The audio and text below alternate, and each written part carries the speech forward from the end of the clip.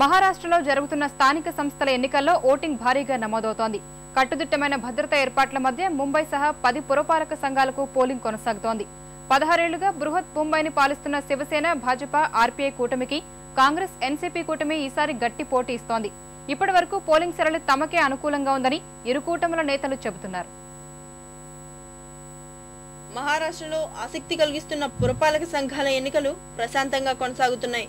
బృహత్ Mumbai municipal corporation, BMC ఎన్నికలతో పాటు జరుగుతున్న పురపాలక సంఘాల ఎన్నికల్లో తమ ఓటు హక్కు వినియోగించుకునేందుకు ఓటర్లు బారులు తీరారు.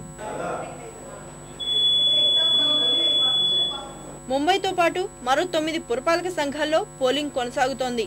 థానే, ఉల్హాస్ నగర్, పూణే, పింప్రి చించ్వాడ్, సోలాపూర్, నాసిక్, అకోలా, అమరావతి, నాగ్పూర్ పురపాలక సంఘాల ఎన్నికల్లో బరిలో ఉన్న 1244 మంది అభ్యర్థుల భవితవ్యాన్ని తేల్చేందుకు సుమారు 2 కోట్లకు పైగా ఓటర్లు తమ ఓట్లను ఈవీఎంలలో నిక్షిప్తం చేస్తున్నారు. ఓటు హక్కును వినియోగించుకున్న వారిలో పలువురు ప్రముఖులు ఉన్నారు. శివసేన, ఎంఎన్ఎస్ నేతలు రాజ్ ఠాకరే, ఉద్ధవ్ ఠాకరేతో పాటు ఒలింపిక్ సంఘం అధ్యక్షుడు సురేష్ కల్మాడి సైతం ఓటు హక్కును వినియోగించుకున్నారు. భాజపా అధ్యక్షుడు నితిన్ గడ్కరీ స్వయంగా స్కూటర్ నడుపుతూ పోలింగ్ స్టేషన్ కు వెళ్లి ఓటు వేశారు.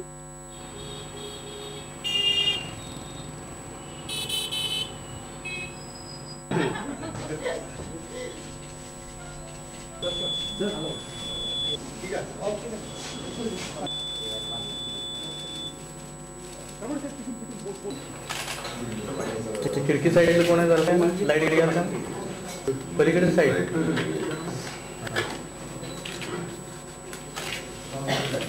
10 పురపాలక సంఘాలకు జరుగుతున్న ఎన్నికల్లో భాగంగా అందరి దృష్టి 227 స్థానాలున్న బృహత్ ముంబై మున్సిపల్ కార్పొరేషన్ ఎంబీసీ పైనే కేంద్రీకృతమై ఉంది.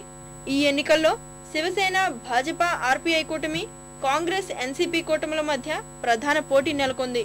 ఈ ఎన్నికలను అన్ని పార్టీలు ప్రతిష్టాత్మకంగా భావించడం వల్ల వివిధ పార్టీల నుంచి కీలక నేతలంతా ప్రచారంలో పాల్గొన్నారు. శివసేన అధ్యక్షుడు బాల్ ఠాకరే, భాజపా అధ్యక్షుడు నితిన్ గడ్కరీ, ఎన్సీపీ అధ్యక్షుడు శరద్ పవార్, ముఖ్యమంత్రి పృథ్వీరాజ్ చౌహాన్ హోరాహోరీగా ప్రచారం నిర్వహించారు.